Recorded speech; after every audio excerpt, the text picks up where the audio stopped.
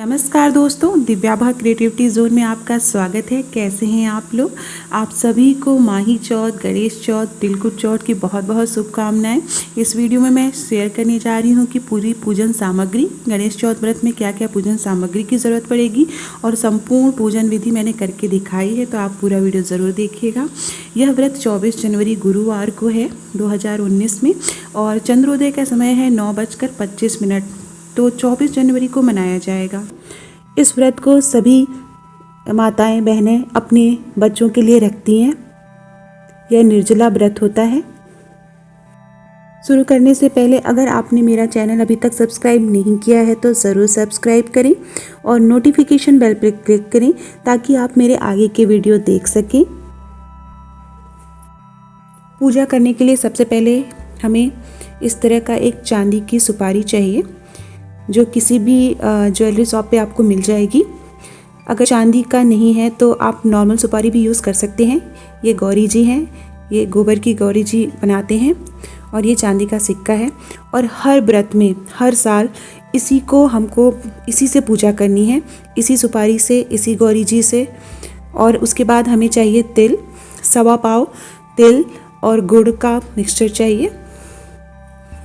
आप चाहें तो तिल का लड्डू भी बना सकते हैं। और 4 फल चाहिए और 4 फल को 4-4 क्वांटिटी में चढ़ाना है। और ये पेड़ा, आप कोई भी मीठी चीज़ बना सकते हैं। फूल माला, पान का पत्ता, दूब, रोरी, हल्दी, अक्षत,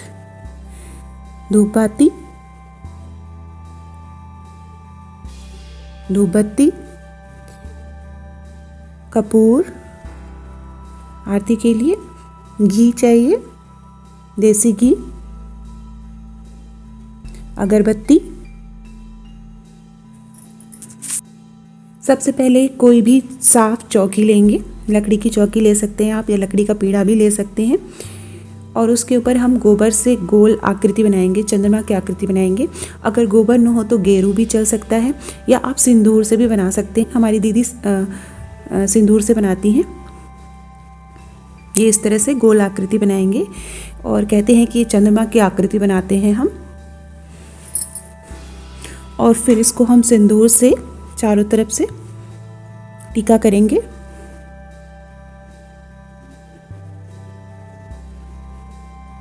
ये इस तरह से।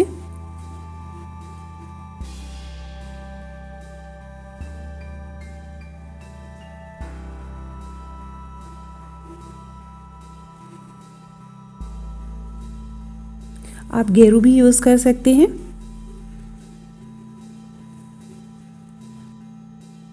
इसके बाद हम चांदी का सिक्का रखेंगे। ये इसी गोल आकृति के अंदर रखना है और उसके ऊपर हम सुपारी रखेंगे चांदी की। अगर आपके पास चांदी की ना हो तो आप नॉर्मल सुपारी भी यूज़ कर सकते हैं। ये गौरी जी रखेंगे। और जब आप पहली बार व्रत रहते हैं तो इन्हीं गौरी जी को गोबर से बनाते हैं और इसी सुपारी को, इसी चांदी के सिक्के को और इन्हीं गौरी जी को हम हर साल पूजा करते हैं। उसके बाद हम गंगा जल से आचमनी करेंगे और फिर रोरी, हल्दी और अक्षत से पूजा करेंगे। गणेश जी को चढ़ाएंगे, गौरी जी को चढ़ाएंगे। और इस व्रत में गणेश जी और गौरी जी की साथ में पूजा होती है। यह व्रत स्पेशली बच्चों के लिए रखा जाता है। उसके बाद फूल माला चढ़ाएंगे इस तरह से।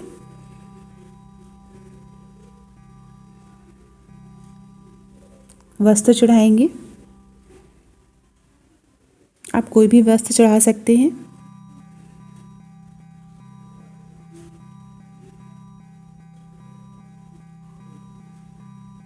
ये इस तरह से।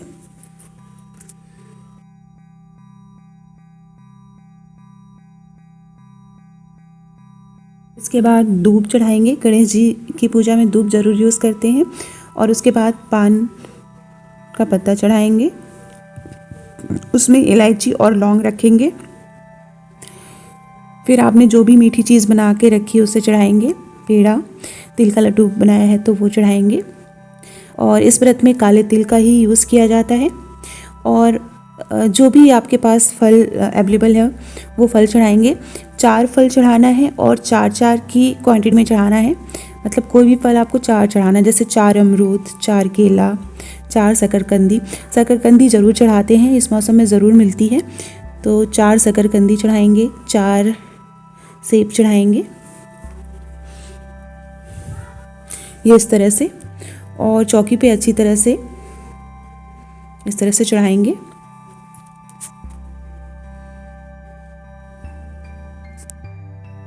बाद गौरी जी को सिंदूर चढ़ाएंगे और गणेश जी को भी चढ़ाएंगे। गौरी जी को सिंदूर चढ़ाते समय हम 7 बार सिंदूर लगाएंगे और उसके बाद हम बोलते हैं सुहाग लेना।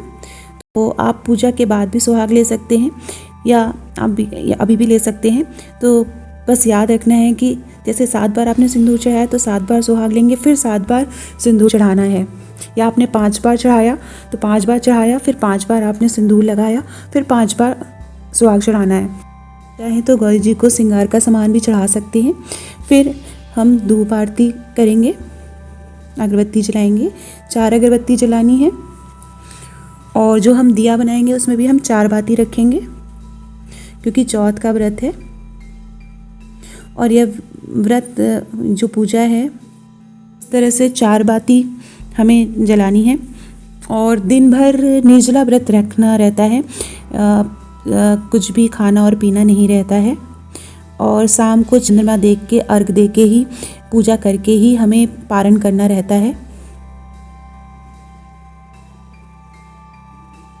और ये बत्ती जलाएंगे।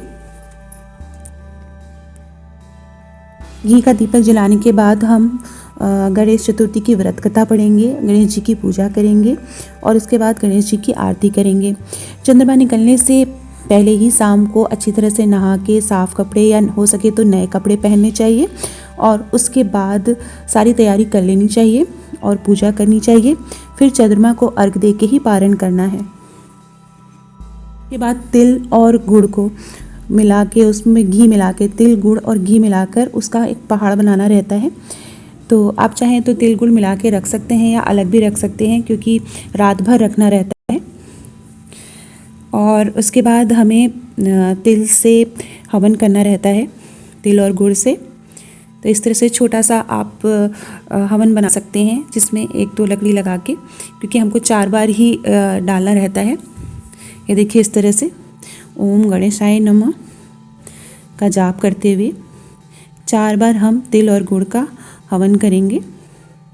कहते हैं कि तिल चिटचिटा जाए।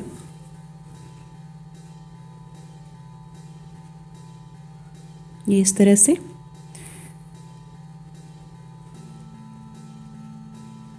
और फिर हम उसको आचमनी करेंगे चारों तरफ।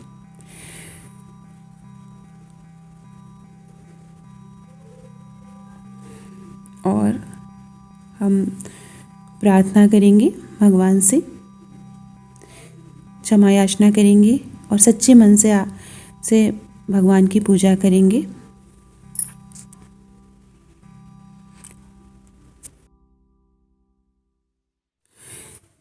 तिल को हमेशा याद रखिएगा, क्योंकि हमको व्रत में चढ़ाना है तो इसे अच्छी तरह से धो के सुखा के ही हमें भोग लगाना है। और इसे इस तरह से ढक के रख देंगे रात भर के लिए। उसके बाद हम अर्घ की तैयारी करेंगे। चंद्रमा जी के दर्शन करके चंद्रमा जी को अर्घ देना रहता है।